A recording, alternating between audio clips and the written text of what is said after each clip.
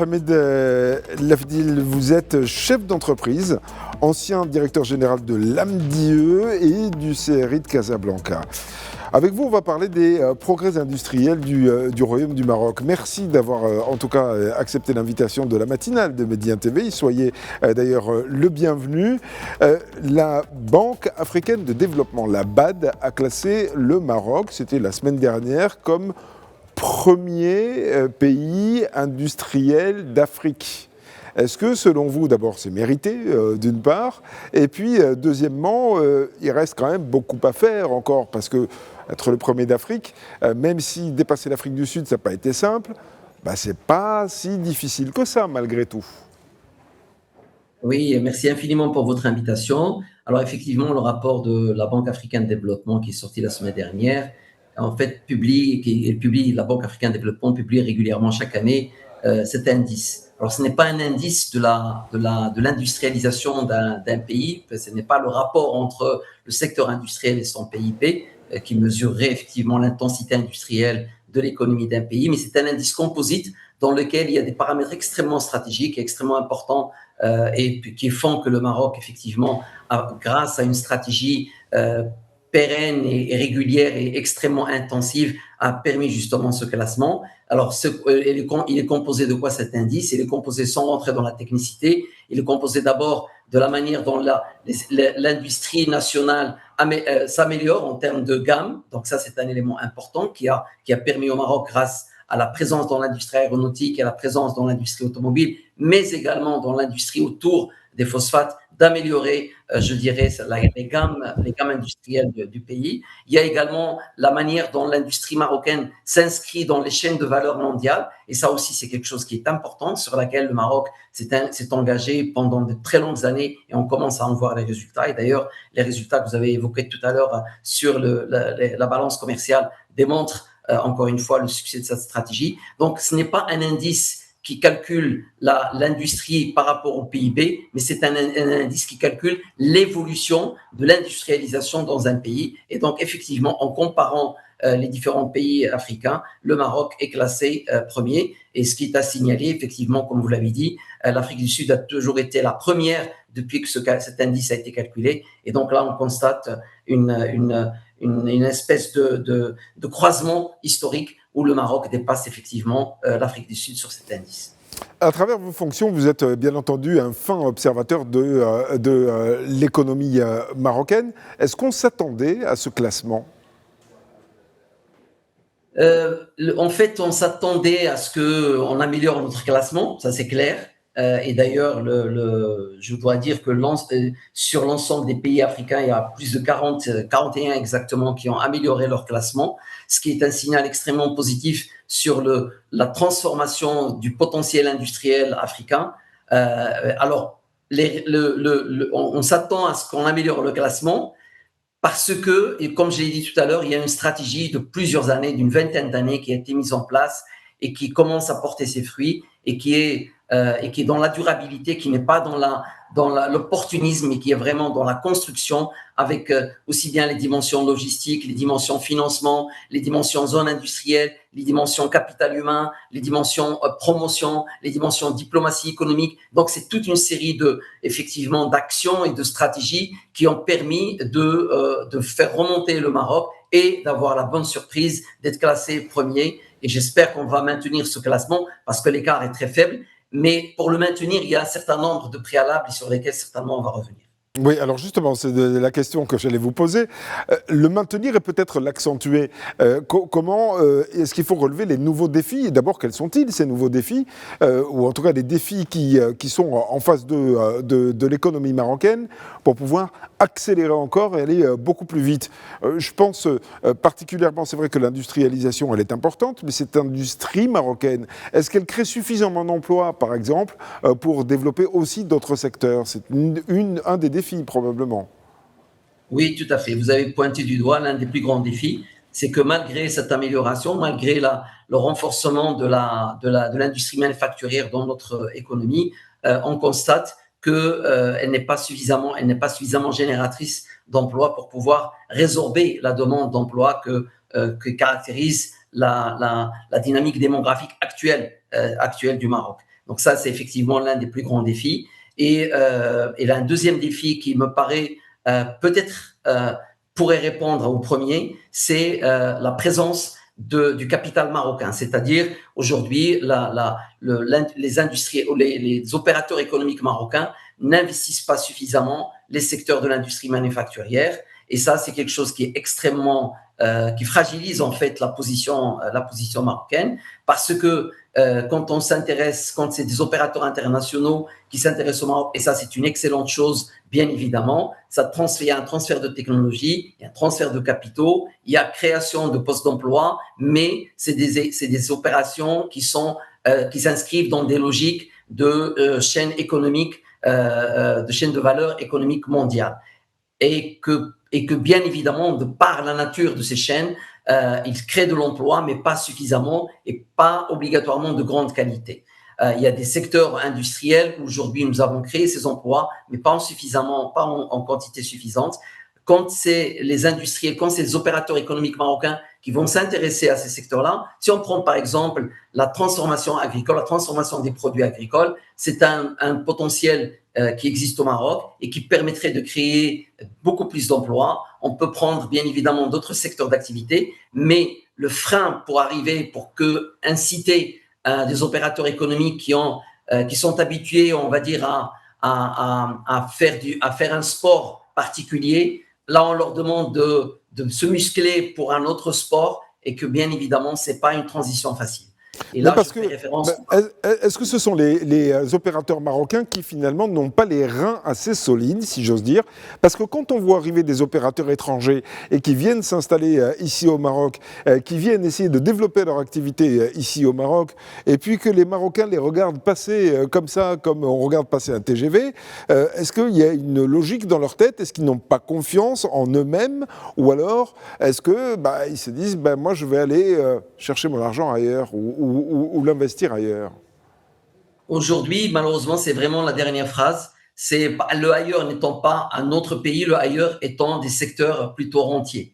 On est sur quand on voit la concentration de l'investissement privé marocain, il est orienté essentiellement vers l'immobilier, vers le commerce. Et donc, ce sont des secteurs plutôt rentiers où il n'y a pas une prise de risque importante et que malheureusement, les politiques publiques également parfois prennent des décisions qui orientent quelque part de façon volontaire ou involontaire l'investissement privé marocain vers ce genre de secteur rentier. Par exemple, si on prend la politique qui a été menée à un moment donné sur le logement social, bien évidemment, ça a créé de grands opérateurs dans l'industrie de l'immobilier, mais c'est un secteur qui, à un moment donné, bien évidemment, va subir l'arrêt de par la demande. Aujourd'hui, on le voit, quelque part, on n'a pas préparé ces opérateurs économiques, on les a orientés vers un secteur qui est le secteur du logement social et qu'ils n'ont pas développé des savoir-faire, des technologies, de la compétitivité, de la productivité qui leur permet d'aller vers des secteurs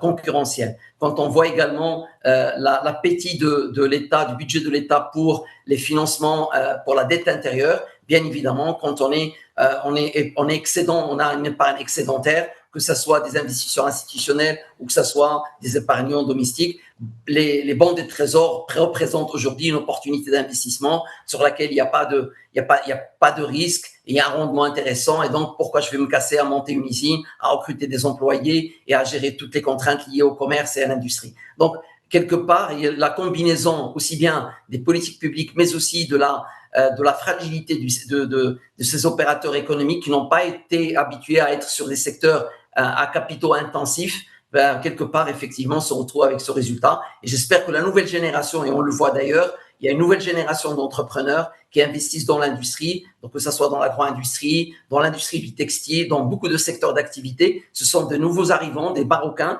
qui ont fait des études à l'étranger ou au Maroc et qui décident d'investir dans les secteurs industriels, qui démarrent bien évidemment par des petites entités ou des entités moyennes, mais que c'est un espoir que justement, quelque part, le capital marocain va retrouver le plaisir d'investir dans l'industrie manufacturière. Oui, si on peut imaginer une inversion justement de ce que vous venez d'expliquer, c'est-à-dire que finalement les opérateurs marocains se réorienteraient vers l'industrie, dans quel délai faut-il l'espérer selon vous? Est-ce que d'ici à 2030 par exemple, 2030 c'est pas une date innocente, hein?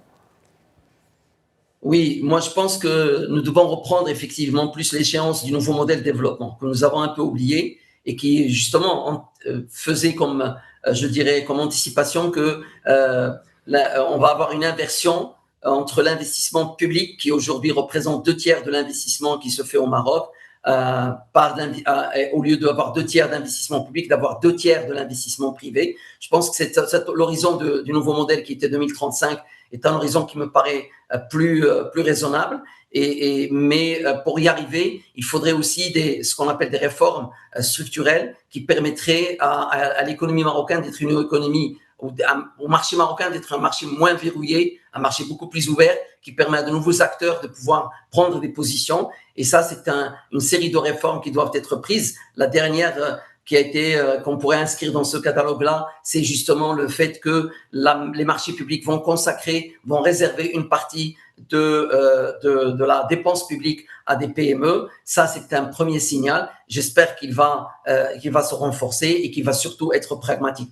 Deuxième possibilité ou deuxième axe sur lequel nous pouvons améliorer, je dirais, s'engager vers l'amélioration, c'est de saisir un peu l'opportunité d'avoir un nouveau binôme au niveau du patronat, un nouveau président et un nouveau vice-président qui se sont engagés dans leur programme d'avoir un mandat d'impact et que quelque part, cet impact, qu'ils puissent eux-mêmes contribuer à rendre public, à rendre transparent l'ouverture du marché en faisant du plaidoyer justement pour rétablir le baromètre national qui avait été initié par le Conseil de la concurrence en 2020, si ma mémoire est bonne, et dont on n'a plus entendu parler depuis. Je pense que c'est le baromètre national de l'ouverture du marché, j'ai pas terminé. C'est un baromètre qui permet de mesurer, et quand on ne mesure pas un malaise, quand on ne mesure pas une situation qui génère des conséquences,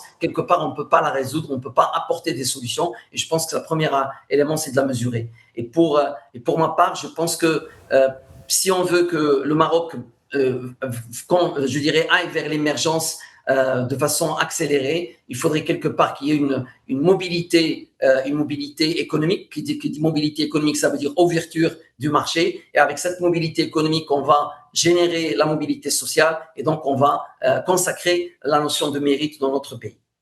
Si on devait chiffrer le potentiel de développement de l'industrie, de l'économie industrielle marocaine, selon vous, ce serait quoi la marge de progression d'ici quelques années, ce serait quoi? 10, 15, 20% ou infini?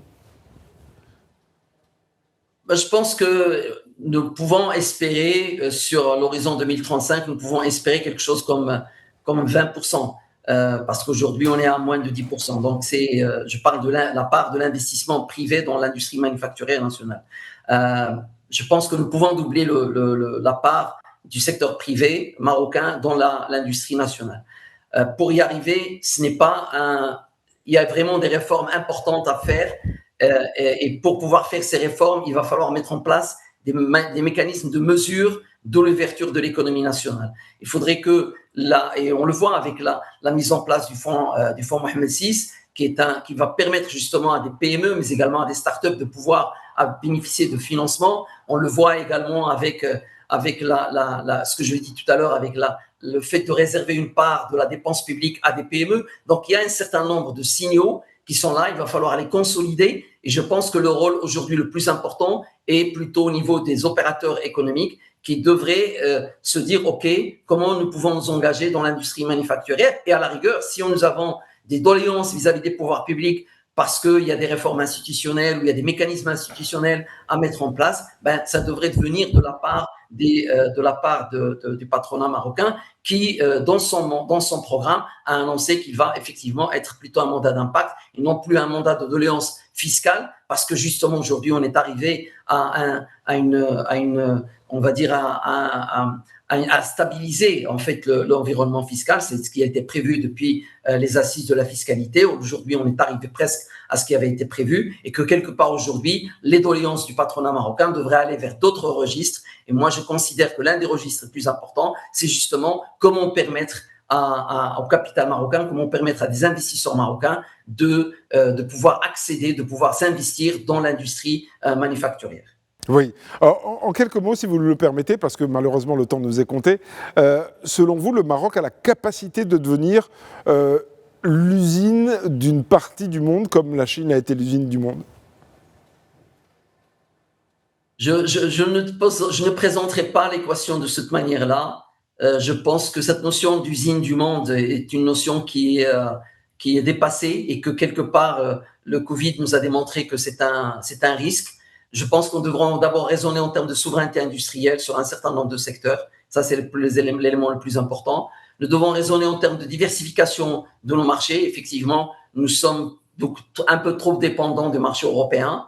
Nous devons raisonner également en termes de création d'emplois et que notre objectif n'est pas d'être l'usine du monde, mais notre objectif, c'est de dire d'aller vers l'émergence. Et qui dit émergence dit le ratio PIB par habitant qui dépasse un certain seuil, et cela sans se positionner dans cette logique d'usine du monde, parce que la logique de l'usine du monde est une logique plutôt de bas prix, et que le Maroc a toujours refusé de se positionner en tant que pays, on va dire, de bas prix.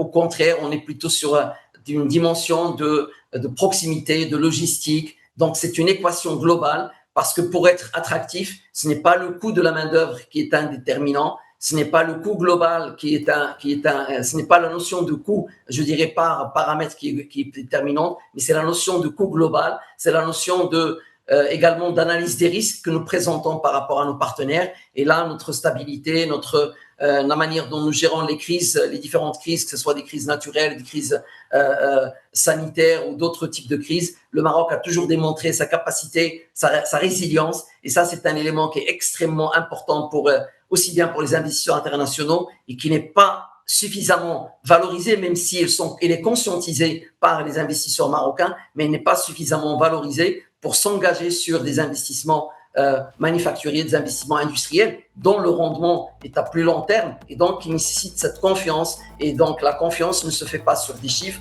elle se fait sur l'histoire, elle se fait sur la résilience, il se fait sur la capacité institutionnelle de notre pays à gérer les différentes crises que nous pouvons avoir, parce que c'est tout à fait normal que le monde est rentré dans une turbulence multidimensionnelle et que donc les différentes crises, on va les recevoir, on va les vivre, mais nous avons une capacité au Maroc, à une résilience à pouvoir les dépasser de façon totalement positive. Merci beaucoup, Hamid Ben Lafdil, d'avoir été en direct avec nous dans la matinale de Média TV. Je rappelle que vous êtes chef d'entreprise, ancien directeur général de l'AMDIE et du CRI de Casablanca. Merci encore, excellente journée à vous.